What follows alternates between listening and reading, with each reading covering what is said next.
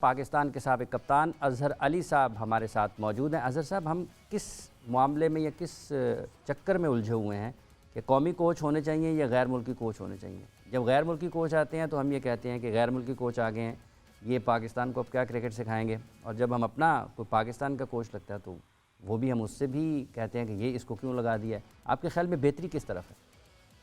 Tough question है, लेकिन I am sure कि कोशिश करूँगा इसका आंसर दे सकूँ जो मेरे अपनी पर्सनल ओपिनियन में है। देखिए, हमें पाकिस्तानी जितने भी एक्स प्लेयर्स हों या कोचेज़ हों ना, उनको पहले मेजॉरिटी उनको थोड़ा कोचिंग सीखने की भी ज़रूरत है। हम एक क्रिकेट नॉलेज अलग होता है, एक्सपीरियंस अलग होता है, और उसको डिलीवर करना और एक जिसको कहते हैं ना बाकी प्लेयर्स में या टीम में उसको ट्रांसफ़र करना, उसका तरीक़ाकार सीखना बहुत ज़रूरी है, और वो थोड़ा टाइम से आता है। और दूसरी चीज़ ये है कि चाहे आपकी कोचिंग हो, चाहे आपकी मेडिकल हो, फिजियो, ट्रेनर, व्हाटएवर, जब तक हम अगर बाहर से लेते भी हैं, जब तक हम उसके साथ लोकल नहीं लगाएंगे, जैसे इंडिया ने किया, सब चीज़ें बाहर से आती थी, मतलब कि सब कोचेज़ भी आए, फिजियोज़ भी आए, डॉक्टर्स भी आए, सब उन्होंने साथ लोकल अपने ह्यूमन रिसोर्स को फिट किया, ठीक है, ताकि वो एक्सपीरियंस हासिल करे। तो दी एंड क्या होता है कि जब आपके जो लोकल एक्सपीरियंस हासिल करते जाते हैं, उनकी अपस्किलिंग होती जाती है, चाहे वो कोचिंग हो या अदर फील्ड्स जो रिक्वायरमेंट है स्पोर्ट्स स्टाफ की, तो साथ साथ फिर वो हेड बनते जाते हैं, ठीक है, और फिर अपने नीचे फिर लोकल, तो फिर आपकी एक प्रोडक्ट तैयार, सारे जो ह्यूमन रिसोर्स इतना डेवलप हो जाता है कि आपको बाहर से लाने की ज़रूरत नहीं पड़ती। उसमें आपकी इन्वेस्टमेंट बहुत ज़रूरी है। आप अगर उसमें इन्वेस्ट नहीं करेंगे तब तक आपको मसाइल रहेंगे, आप फिर यही डिस्कस करते रहेंगे।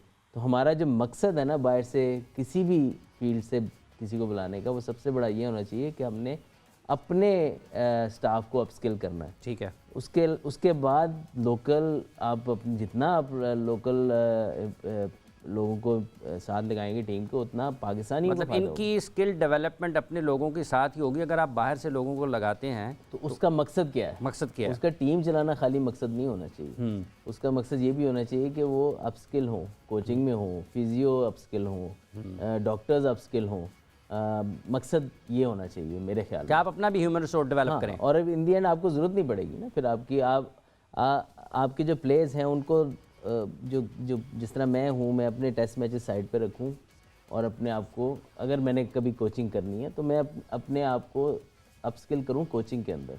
वो फिर जब मुझे एक्सपीरियंस की ज़रूरत होगी उसको फिर मैं वापस लेके आऊँ कि मैंने अब पिच को रीड करना है या प्लेयर से बात करनी है, मैं अपने टाइम पे क्या सोच रहा था। आर्ट आपको फिर वो सीखना है, और वो फिर किस टाइम पे क्या बात करनी है, क्या नहीं करनी, प्लेयर्स किस फ्रेम ऑफ माइंड से गुजरे, मैनेजमेंट आपको आ जाती है, वो टाइम से आती है।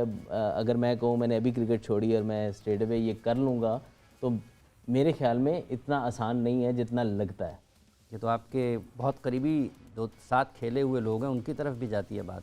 नहीं, आई थिंक कि मैं ये ज़रूर समझता हूँ कि आपको जितना ये आप इस चीज़ को सीखेंगे, जितना आप देखें उस प्रोसेस में जाएंगे तो उतना आपको फ़ायदा होगा। ये मेरा पर्सनल ओपिनियन है कि जब तक आप उस प्रोसेस से नहीं गुजरे होंगे उस तरीके, क्योंकि देखें आप क्रिकेट खेलते हैं, आप निचले लेवल से खेलते हैं, अंडर 15, अंडर 17, 19, हर प्रोसेस से गुजरे ना आप। इसी तरह अब नई कोचिंग में भी आपको उसी प्रोसेस में जाना चाहिए। टीवी में बात बैठ के ना मैं कर लूँगा आराम से, हमारे सामने मैच आ गया, मैच पता लग गया, उसके बाद बड़ा आसान है किसी के कान पकड़ लेना लेकिन ये है कि उसके बाद जो किस टीवी पे क्या बात करनी है, क्या बात ड्रेसिंग रूम में और बात होती है, ड्रेसिंग रूम में और, हाँ, टीवी ड्रेसिंग रूम में आपने जारी बात है उस टीम को लेके चलना है। हाँ, बड़ा आसान होता है। कई कोचेज़ ऐसे भी देखे हैं पास में जो बड़े आराम से मलबा प्लेयरों पर डाल देते हैं। That is wrong. आप उसके कोच हैं तो फिर आप नहीं ओन करना है उनको, ठीक है। आप अपने कप्तान पे नहीं डाल सकते, आप अपने उस पर नहीं डाल सकते, आप ओन करें। फिर हमारा बड़ा इजी होता है कि यार ये कप्तान ने फैसले अच्छे नहीं किए थे, इस वजह से ये हो गया, रिपोर्ट में लिख दिया। जब आप वहाँ थे, आप भी कंट्रोल में थे, तो आई थिंक सबको जिम्मेदारी लेनी चाहिए। जो कप्तान की आपने बात की, पाकिस्तान की कप्तानी कितनी आसान है? बहुत ही आसान है। कितनी जितनी आपने बोली है कितनी मुश्किल है? ये मुश्किल है, ज़ाहिर बात है। जैसे आपने देखा है कि चैलेंजेस बहुत ज़्यादा हैं। हमारी जो सोच है ना वो हार जीत पे रहती है। जीत गए हैं तो बहुत अच्छा है, हार गए हैं तो सब खराब बुरा है। तो आई थिंक कि वहाँ पे क्योंकि मैंने भी कप्तानी की है, रिसोर्सेज जो पास होते थे उसको किस तरह मैनेज करना है, वो जो कमेंट्स करने वाले हैं या क्रिटिसाइज़ करने वाले हैं वो ये नहीं देखते कि इसके पास है क्या, वो सीधा ले जाते हैं 90s के अंदर, वो हम तो ये कर लेते थे। या जो जर्नलिस्ट भी हैं वो भी आपको कंपेयर करने लग जाते हैं इमरान खान से सीधा। वो जी उस टाइम पे ये होता था, भाई वो टाइम अलग था, अब टाइम अलग है, अब रिसोर्सेज अलग हैं, कितने कैमरे हैं, कितना वो कहते हैं जी वो तो 40वें ओवर में जो है ना वो तो स्लिपें लगी होती थी। उस टाइम पे चीज़ें और कितनी रिवर्स स्विंग होती थी, कितना क्या होता था, वो डिफरेंट थी सिनेरियो। अब 2 नई बॉल हैं, उस टाइम पे मार पड़ रही होती है, वहाँ पे 2 स्लिपें नहीं लग सकती। तो आई थिंक कि काफ़ी सारी चीज़ें हम डिफरेंट एराज को कंपेयर करते हैं, डिफरेंट चैलेंजेस को नहीं समझते कि क्या चैलेंज है, कप्तान को क्या चैलेंज है, ईशान को क्या चैलेंज है, बाबर को क्या चैलेंज फेस करना पड़े, या अब शाहीन को क्या करना पड़े, वो नहीं हम सोचते। हम सीधा कंपेयर के कप्तान उतरे तो ये बंदा बन जाए बस, ये देखें वो देखें वो कैसे कप्तानी सब कुछ उसने कर दिया। बाबर का आपने जिक्र किया, इन दिनों बाबर खासी तनकीद की जद में है। वर्ल्ड कप की ख़राब कारकर्दगी के बाद फिर उनकी ज़ाती कारकर्दगी इतनी ज़्यादा अच्छी नहीं रही जिसकी वो सलाहियत रखते हैं, जो लोग उनसे तवक्को करते हैं। आप इस सारी सूरत हाल में एक ऐसे खिलाड़ी को किस तरह से देखते हैं जो जिसका शुमार दुनिया के बेहतरीन खिलाड़ियों में होता है और बिलाशुबा इस वक्त वो पाकिस्तान के सबसे बेहतर बल्लेबाज हैं? नहीं बिल्कुल, मैं हमेशा ये बात करता हूँ, प्लेयर पे टाइम आता है।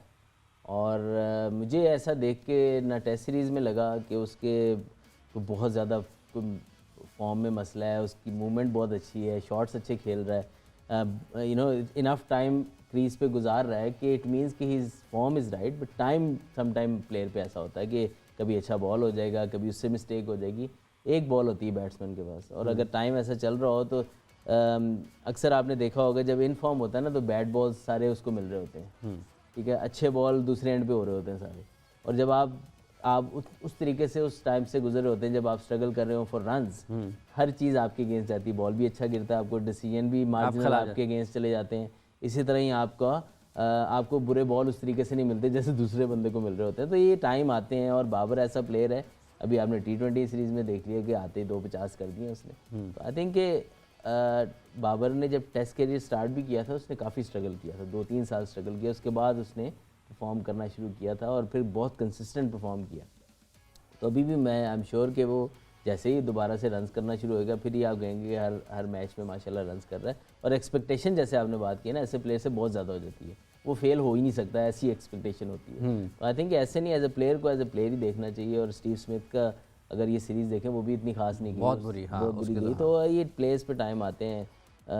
यू नो मैंने केन विलियमसन ही एक वाहिद ऐसा प्लेयर देखा है जिसने अभी रिसेंट टाइम्स में कोई ऐसा टाइम शायद ना देखा हो कि उससे रन ना हो रहे हो। इवन जो रूट जो है अपनी कप्तानी में बहुत फंसे थे और उसके बाद अब शुरू हुए हैं, तो फिर ऐसा शुरू हुए हैं कि वो रुक नहीं रहे, रिकॉर्ड पे रिकॉर्ड बनाए जा रहे हैं। और मुझे लगता है वो सचिन तेंदुलकर का भी रिकॉर्ड, वो जो मैक्सिमम टेस्ट मोस्ट रन्स का, वो तोड़ देंगे। सबसे ज़्यादा इन दिनों जो फिज़िकल फ़िटनेस की बात होती है, आपको लगता है ये किस हद तक खिलाड़ी खुद इसका ज़िम्मेदार है? और अगर पाकिस्तान की फ़िज़िकल फ़िटनेस के मामले में सवालात उठते हैं, वसीम अकरम साहब ने भी वर्ल्ड कप के दौरान कहा, आज भी हम सुनते हैं, हर जगह पर ये बात होती है, आपको लगता है इस मामले में ज़रा बेहतर काम करने की ज़रूरत है, हमें और ज़्यादा तवज्जो की ज़रूरत है? बिल्कुल ज़रूरत है, और कंसिस्टेंटली ज़रूरत है, और नीचे से ज़रूरत है। जब आपका प्लेयर तैयार होकर पाकिस्तान टीम में आया ना, तो उसको वहाँ पे ना ट्रेन करना पड़े। हमारा अक्सर ये होता है कि कई दफ़ा आके आपको वहाँ ट्रेन कर, मैंने जैसे ऑल राउंड द ईयर की बात की ना, उसका ये वो एम यही है कि हर स्किल आपकी वो हो जाएगी, उसमें आपकी फ़िटनेस भी हो जाएगी।